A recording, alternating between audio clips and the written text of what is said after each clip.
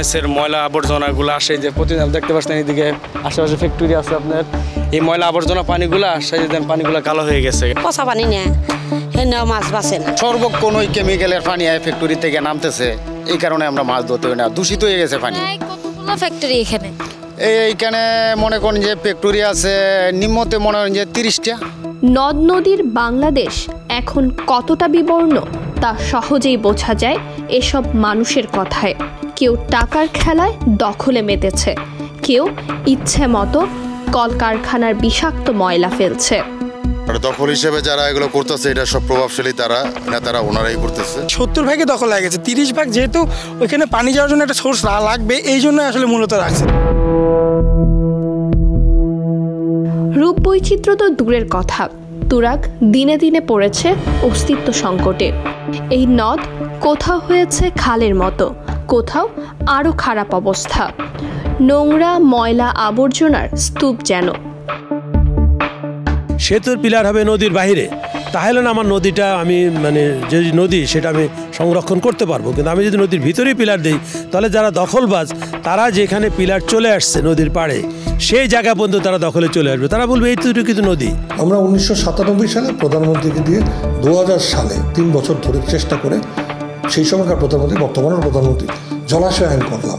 তখন আমরা ভাবলাম যাক প্রোটেকশন হলো, বলা হলো ভূমির পরিবর্তন করা যাবে না, যেটা জলাধার জলাশয় ওই থাকবে, ওই অবস্থায় তাকে সংরক্ষণ করা দরকার। কারণ ও না থাকলে বায়োডাইভার্সিটি থাকবে না, পানি যাওয়ার জায়গা থাকবে না, নদীর সাথে মানুষের সম্পর্ক থাকবে না এবং শহরের মানুষ হাহাকারে পড়ে যাবে। আমরা খাবারের জল পর্যন্ত এখান থেকে আনার কথা। আজকে আমি খাবারের জল নিচ থেকে উঠাই আর আমার সমস্ত পয় আর কঠিন বর্জ্য দিয়ে একে আমি ধ্বংস করছি। ভারী বৃষ্টিতেও তুরাগের স্রোত নেই। এর দেখভালে প্রশাসনের তৎপরতা কতটা খুঁজে দেখবে কেন বিবর্ণ টিম। তুরাগ নদী দিনে দিনে পড়ছে অস্তিত্ব হুমকিতে। আশেপাশের যত মেইল ফ্যাক্টরির দূষিত বর্জ্য রয়েছে সব পড়ছে এ তুরাগে। ময়লা আবর্জনা, নোংরা পানি, দুর্গন্ধ তো রয়েছেই। দখলদারদের অসুস্থ নজর এ তুরাগ পারে, যেন গলার টুটি চেপে মেরে ফেলা হচ্ছে প্রবাহমান এই নদীটিকে। প্রশ্ন হলো প্রশাসনের চোখের সামনে এসব কিভাবে হচ্ছে? সেসব প্রশ্নের উত্তর খুঁজবো আমরা। আপনাদের স্বাগত কেন বিবর্ণ অনুষ্ঠানে।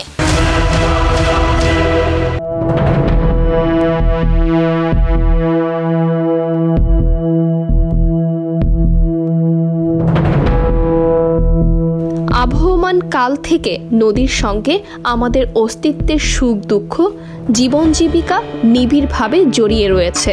তেমনি একটি নদী তুরাগ, যা গাজীপুরের ইতিহাসের সঙ্গে ওতপ্রোতভাবে জড়িত। বর্তমানে সেই নদী মরতে বসেছে শিল্প কলকারখানার বিষাক্ত বর্জ্য, দূষণ ও প্রভাবশালীদের দখলে।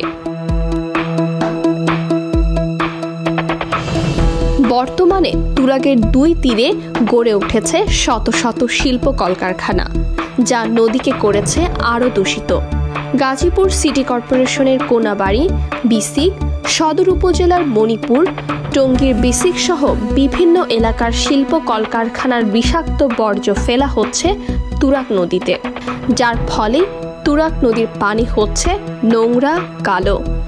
দখল ও দূষণের ফলে সংকীর্ণ হয়েছে নদী, হারিয়েছে পানি প্রবাহের গতি। কেমিক্যালের পানি, আবার ওই যে ডাঙ্গের পানি, নানান ফ্যাক্টরিতে পানি নামে, ড্রেনের পানি নামে, ময়লা পানি অনেক বড় ছিল, কিন্তু এখন তো মনে হয় যে ফ্যাক্টরি মনে হয় যে নদীর কাছে আরও বাড়াইতেছে, মাটি দিয়ে বাড়াইতেছে, ময়লা ফালতেছে, এই কারণে এখন নদী তো মনে করেন যে ছোট হয়ে গেছে। সরকারি কাজ, সরকারি কাজ অবশ্যই সরকার দেখবে। এগুলো যারা ভোগ দখল করতেছে, কেউ বালুর ব্যবসার গদি দিতেছে, কেউ ইটের ব্যবসার গদি দিতেছে, কেউ চাষাবাদ দিতেছে, এগুলো কামালপাড়ার কিছু স্থায়ী লোক আছে, সম্মানিত লোক আছে, ওনাদের ভোগ দখলই আছে। পুরো তুরাগ জুড়ে ময়লার স্তূপ, দুর্গন্ধের টিকে থাকা দায়। পলিথিন, প্লাস্টিক কি নেই এই নদীতে, যার ফলে দিন দিন ধ্বংস হয়েছে এই নদীর বৈচিত্র্য। কেউ নেই এই নদী উদ্ধারে, সকলেই শুধু ভোগ করছে সুবিধা। নদীকে গ্রাস করতে করতে এখন এতটাই ছোট করেছে দখলদাররা, কিছুদিন পর সেখানে একটি খালের অস্তিত্ব মেলাও মুশকিল।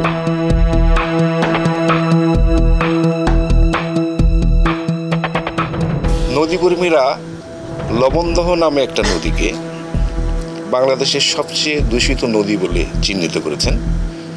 এই লবণদহ নদীটা কালিয়াকৈরের কাছে তুরাগের উজান ধারায় মিশেছে। এটা হচ্ছে তুরাগ দূষণের একটা বড় কারণ।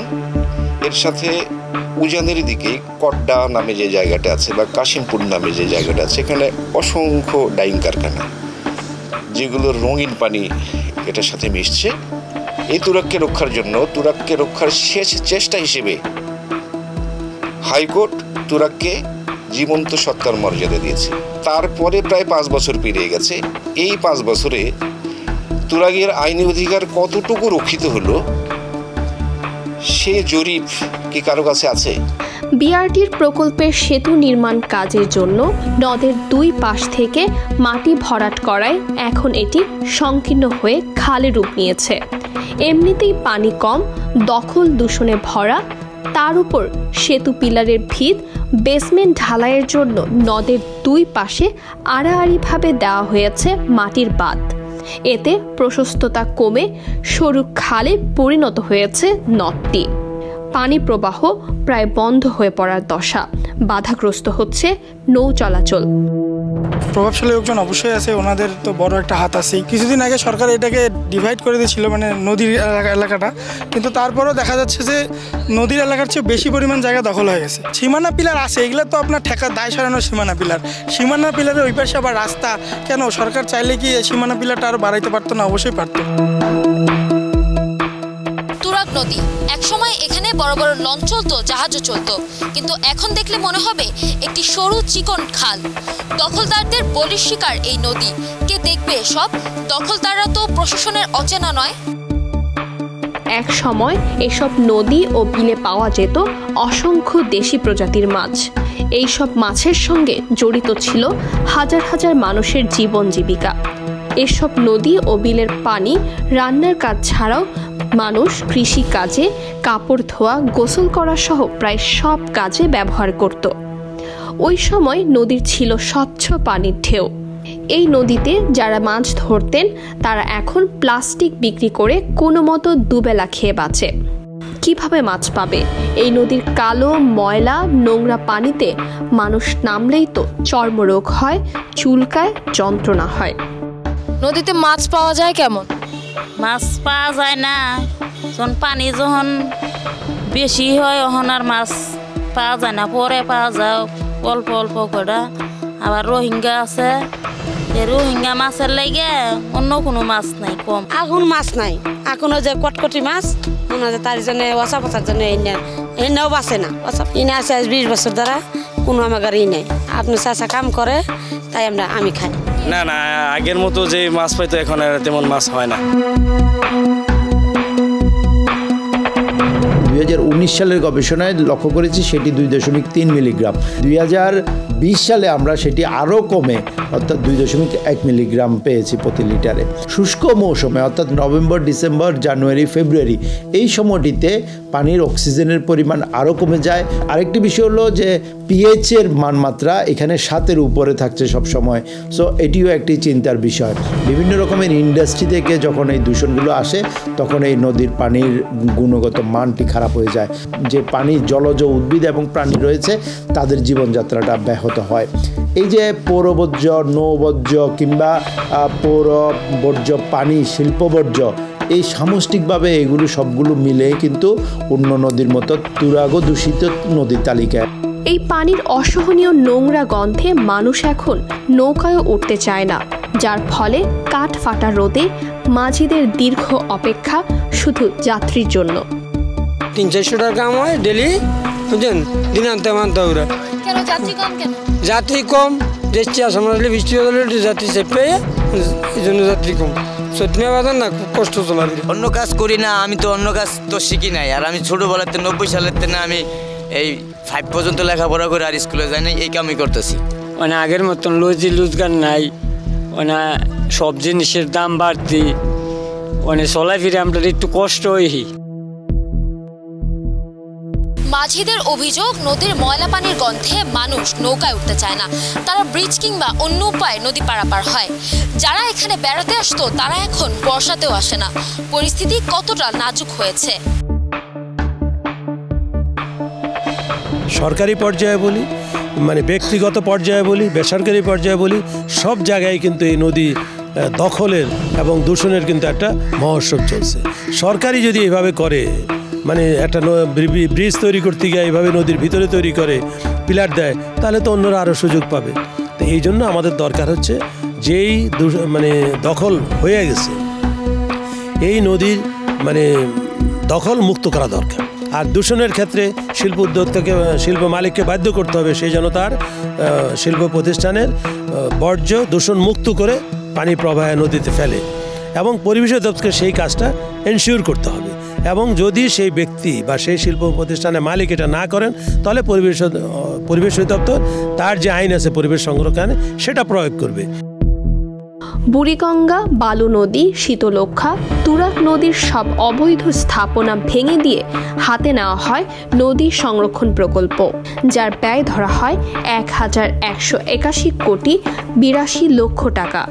২০১৪ সাল থেকে এখন পর্যন্ত যার কার্যক্রম এগোচ্ছে ধীর গতিতে, যদিও কিছু অংশে ওয়াকওয়ে, কিওয়াল কাজ এখনও চলছে। এছাড়াও করা হয়েছে জেটি সহ নদী পার সংরক্ষণ বাঁধ। 10টি নদীর মধ্যে একটি নদী হচ্ছে তুরাগ, দূষিত নদীর মধ্যে। এবং এই তুরাগের যে ময়লাগুলো আসে, সেই ময়লাগুলো ঢাকার থেকে যে যতটুকু আসে তার 3 গুণ থেকে 4 গুণ বেশি ময়লা আমরা পাই গাজীপুর অংশে। কারণ 66 কিলোমিটার লম্বা তুরাগ, 66 কিলোমিটার লম্বার মধ্যে অর্ধেকের বেশি অংশ হচ্ছে গাজীপুর থেকে আসা। তো সুতরাং গাজীপুরে একটি বড় নদী আছে লবণদহ, যেটাকে আমরা লবণং খাল বা লবণং সাগর বলে থাকি। সেই লবণদহ থেকে তুরাগের যে ময়লাগুলো আসে সেটার দূষণ হয় 25%। এছাড়া শ্রীপুরের একটি বড় ইন্ডাস্ট্রিয়াল ক্লাস্টার আছে, আশুলিয়ার একটি বড় ইন্ডাস্ট্রিয়াল ক্লাস্টার আছে, টঙ্গীতে একটি বড় ইন্ডাস্ট্রিয়াল ক্লাস্টার আছে, এবং গাজীপুরের কেন্দ্রে যে ইন্ডাস্ট্রিয়াল ক্লাস্টার, কাশিমপুরের ইন্ডাস্ট্রিয়াল ক্লাস্টার এবং কড্ডার যে ইন্ডাস্ট্রিয়াল ক্লাস্টার আছে, সেখান থেকে প্রচুর পরিমাণের ইন্ডাস্ট্রিয়াল বর্জ্য সরাসরি এই তুরাগ নদীতে ফেলা হচ্ছে। এবং এই তুরাগের আরেকটি বড় বৈশিষ্ট্য আপনারা যদি খেয়াল করে দেখবেন যে তুরাগের সাথে 8টি বিল আছে।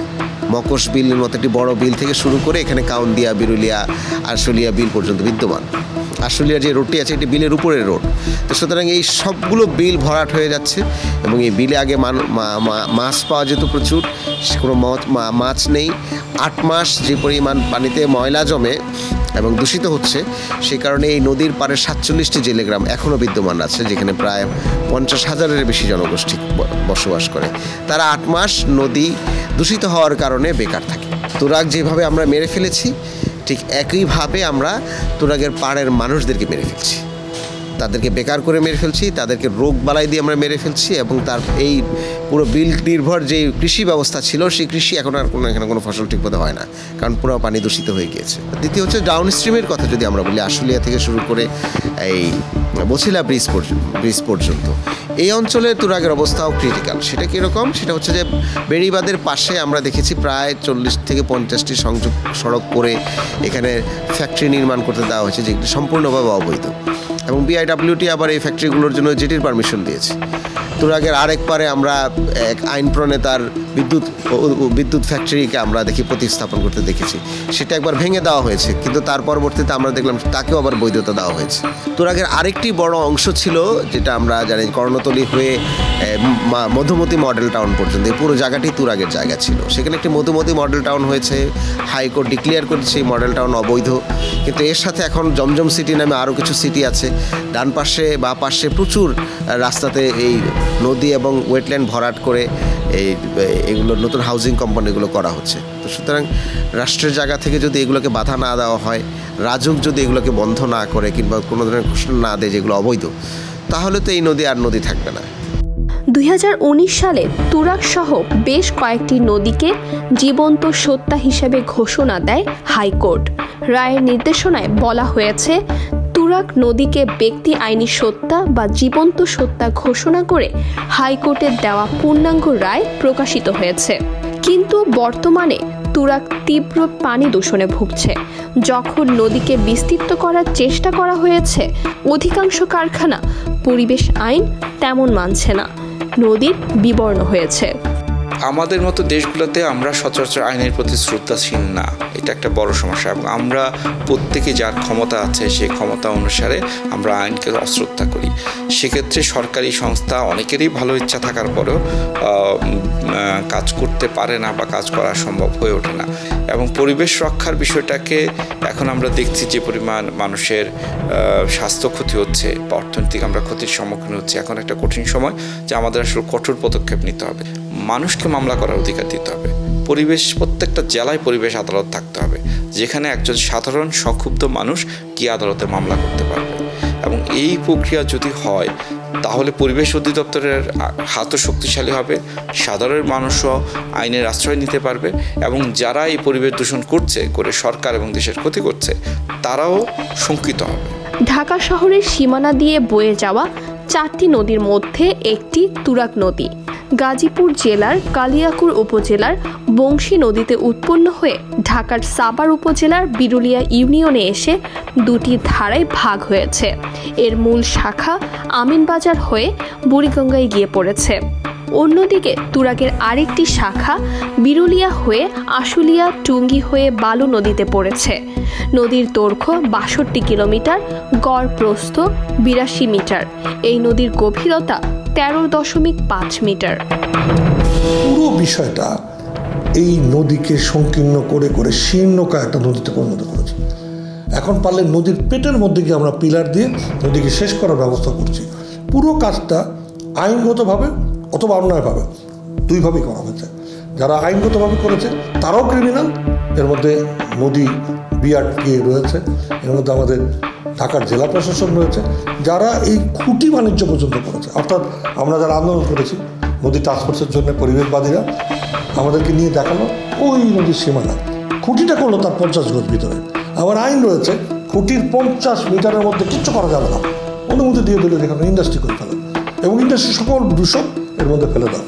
তার মানে তিল তিল করে এই নদী এবং নদীর পার্শ্বস্থ বন্যা প্রবাহ অঞ্চলকে মারা হয়েছে। রাজুকের মতো সংস্থা ওইখানে হাউজিং প্রকল্প করলে উত্তরা 3rd ফেজ করে পুরো তুরাগকে শেষ করা হয়েছে। তার মানে সরকারিভাবে বেসরকারিভাবে মাস্তান বাহিনী, রাজনৈতিক পরিপুষ্ট লোক সবাই মিলে নদীকে শেষ করা সকল কার্যক্রম ব্যবহার করেছে। আর কতদিনে ঠিক হবে এসব নদীর চিত্র? পরিবেশ পরিস্থিতির এই কঠিন সময়ে যখন প্রাণ প্রকৃতির যত্ন করা দরকার, তখন আমরা উদাসীন, যেন এসব ধ্বংস করে শান্তি পাচ্ছে সবাই। নদীর এই বেহাল দশার জন্য দায় কার? জনপ্রতিনিধি, সিটি কর্পোরেশন, স্থানীয় কাউন্সিলররা কতটা ভূমিকা রাখছে তাও কিন্তু স্পষ্ট নয়। আমরা দেখতে চাই কতদিনে এই নদীর অবস্থা উন্নত হয়। তা না হলে আমরা আবারও এই একই স্থান, একই নদীর অবস্থা নিয়ে কাজ করব পুরো কেন বিবর্ণ টিম। আপনাদের আশেপাশে ঘটে যাওয়া নদী, প্রকৃতি ও পরিবেশ দূষণের কথা আমাদের জানাতে যোগাযোগ করুন স্ক্রিনে দেখানো ঠিকানায় কেনবিবর্ণ@gmail.com অথবা ফোন করুন 01-317-708-842। মনে রাখতে হবে, নদী, প্রকৃতি ও পরিবেশের সাথে ওতপ্রোতভাবে জড়িয়ে আছে আমাদের জীবন। তাই এই প্রাণ প্রকৃতি বাঁচানোর উদ্যোগটি শুরু হোক নিজেকে দিয়েই।